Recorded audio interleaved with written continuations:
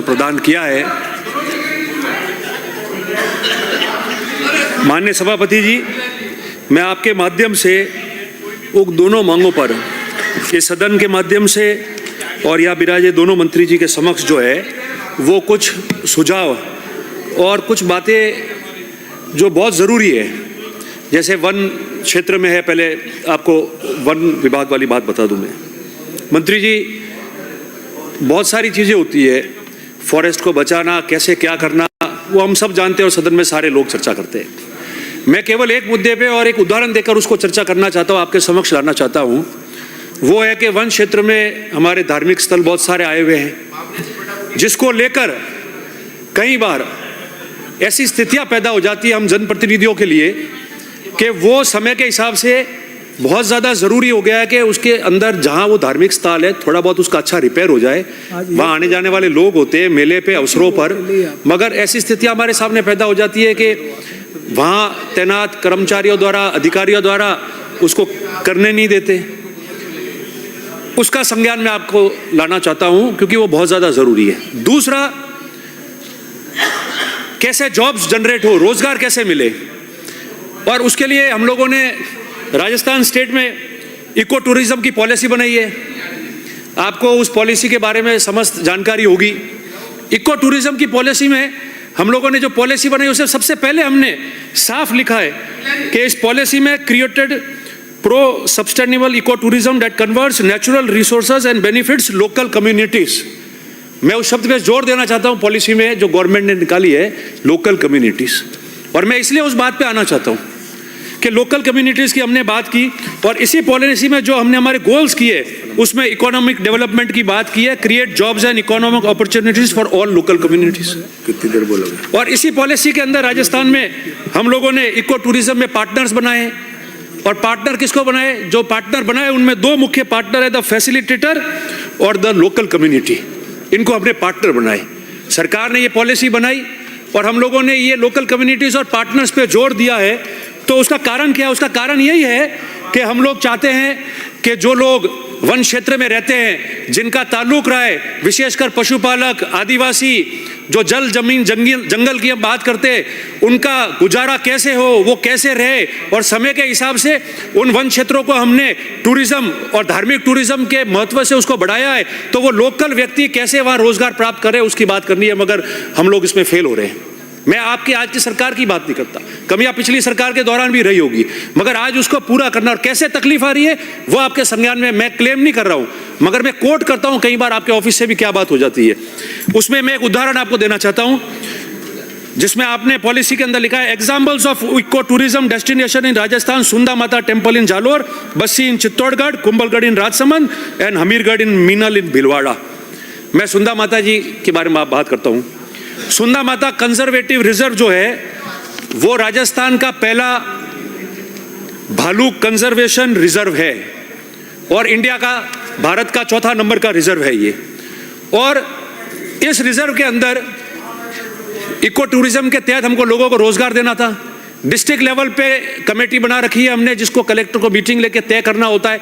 अब हो क्या रहा है यहाँ, ये पूरा जो क्षेत्र है, इसलिए मैं जोर दे रहा हूँ कि ये पहला राजस्थान का भालू कंजर्वेशन रिजर्व है और इंडिया का चौथे नंबर का रिजर्व है।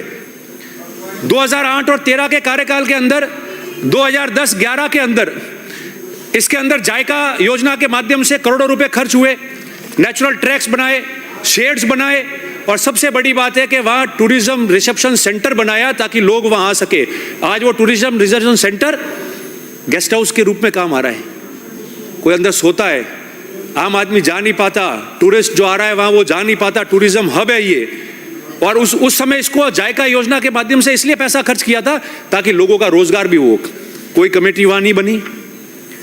सुंदा माता जी, ये इतना अपने फर्स्ट राजस्थान का उसको बेयर कंजर्वेशन रिजर्व बनाया है और इतनी डेवलपमेंट की हम बात कर रहे हैं। सुंदा माता जी सबसे पवित्र स्थान है जिसकी स्टेट महाराष्ट्र, गुजरात और राजस्थान के लाखों टूरिस्ट वहाँ, धार्मिक टूरिस्ट वहाँ आते। और वह पूरा एरिया, पूरा इलाका, सबसे ज़्यादा अगर उसके अंदर बहुल्य एरिया है तो वो आदिवासी और भील समाज के लोग वहाँ रहते हैं और उनको रोजगार हम नहीं दे पा रहे। इको टूरिज्म के तहत कमेटी बना के रोजगार नहीं दे पा रहे। और तो और क्या होता है कि जो सुंदा माता जी का स्थान बना वो मालवाड़ा के स्वर्गीय दुर्जन सिंह जी थे, उनकी देन थी, उनकी मेहनत थी, जिसकी वजह से वो स्थान जो है उसका महत्व बना और वो स्थान जो है उसका सारा कार्य शुरू हुआ। और कार्य किसने किया? जो वहां बहुमत में भील समाज के, आदिवासी समाज के लोग रह रहे, उन्होंने कार्य किया। वहां बैठ के हजारों लोड किलो जो है वो वजन अपने ऊपर लेके वहां ऊपर चढ़ाई करके उन लोगों ने उनको बनाया।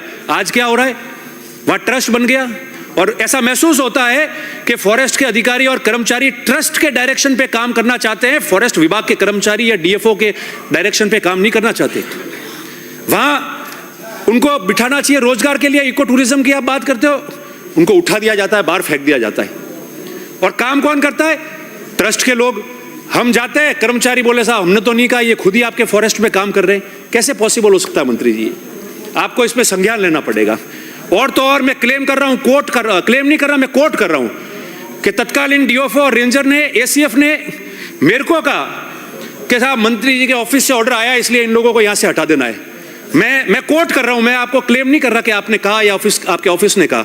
मैं कोट कर रहा हूं कि आपके ऑफिसर्स ये बात कर रहे हैं। जो आदिवासी जिनका वहां हक है, सरकार की पॉलिसी बनी इको टूरिज्म की, उनको हमको रोजगार देना है इसके माध्यम से। वो खिलौने बेच रहे, चने बेच रहे, ऊंट चला रहे, घोड़े चला रहे, पर्यटकों को, धार्मिक पर्यटकों को घुमा रहे, और हम उठा के उन्हीं को बाहर फेंक रहे हैं। तो ये क्या किसी ट्रस्ट के माध्यम से फॉरेस्ट काम करेगा या फॉरेस्ट काम करेगा? मेरा रिक्वेस्ट है आपसे कि आप जल्दी से जल्दी इको टूरिज्म की वहां कमेटी बनाए, कमेटी बनाकर डिस्ट्रिक्ट लेवल कमेटी की मीटिंग कराकर और उन लोगों को परमिट करें कि वो बैठ के अपने जो है छोटे मोटा जो व्यापार रोजगार करते हैं, जिससे दिन भर उनका काम करने से चूल्हा शाम को घर में जलता है, और वो आदिवासी भील समाज के लोग वहाँ काम करते हैं, उनका कार्य जो है वो शुरू हो जाए। तो इको टूरिज्म जो हम लोग चाहते हैं पॉलिसी लाइए, वो बेनिफिशियल होगा और आप लोगों को भी साधुवाद और धन्यवाद मिलेगा।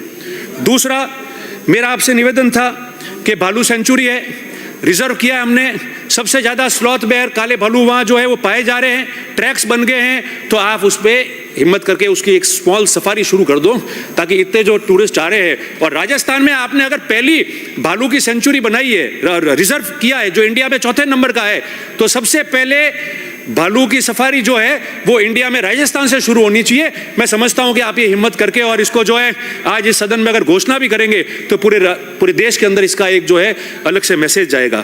दूसरी बात मैं आपको कहना चाहता हूं सर कि आपके सिरोही में एक मोर उद्यान की बात चल रही है, तो वो मोर उद्यान जो है वास्तव में वहाँ बेनिफिशियल है, उसके बारे में जो है आप थोड़ी सी ध्यान दिलाना। दूसरा, एक हम लोग जवाई में देखते हैं लेपर्ड सफारी वगैरह आपने बनाई है।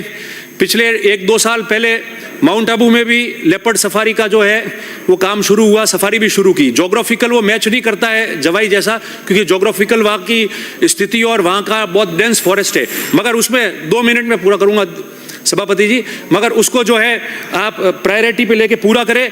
एक खेजड़ी और अन्य पेड़ बचाने के लिए जो अभियान चल रहा है, उसके लिए अगर आपको जरूरत पड़े प्रोटेक्शन एक्ट ट्रीज का लाना है तो लाए, मगर पर्यावरण को बचाने के लिए हमको आगे करना चाहिए। और अंत में 1 मिनट में मैं माननीय उद्योग मंत्री का ध्यान आकर्षित करते हुए, माननीय उद्योग मंत्री जी का एक ही सुझाव है, राइजिंग राजस्थान का आप लोगों ने किया है। मैं एक छोटी बात जो स्मॉल स्केल इंडस्ट्रीज की बात कर रहा हूँ, आपने पिछले बजट के अंदर गिफ्ट सिटी गुजरात के तर्ज पर यहाँ बनाने की बात हुई थी, जो गुजरात में बन गई गांधीनगर में।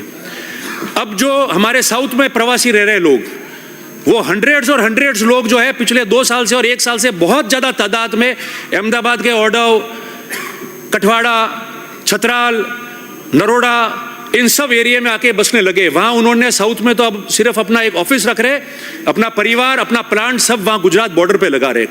मेरा ये रिक्वेस्ट है कि 2012-11 में जिस तरीके से आबू रोड के मावाल में, सांचौर में और ये बॉर्डर जो आता है हमारा मंडार, उस समय वहाँ रिको के प्लॉट्स कटे, जिसके अंदर हार्डवेयर वाले और बर्तन उद्योग सर्वाधिक आया।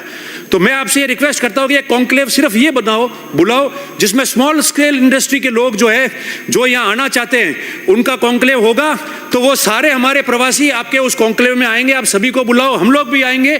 और उनके लिए आप इस बॉर्डर पे, क्योंकि अहमदाबाद तो आ ही गए सब लोग, बॉर्डर पे भी रहना चाहते हैं, बॉर्डर पे अगर आप उसको रिको खोल के पूरी बॉर्डर पे कर दोगे, तो ये जितने भी हमारे प्रवासी बाहर रह रहे हैं वो सारे यूनिट यहाँ राजस्थान में लगा देंगे, घर के पास भी रहेंगे, रोजगार भी मिल जाएगा और आपकी सरकार का बहुत अच्छा संदेश जाएगा। और ये बात भी हमारी रहेगी कि हम लोगों ने ये बात सदन में रखी थी।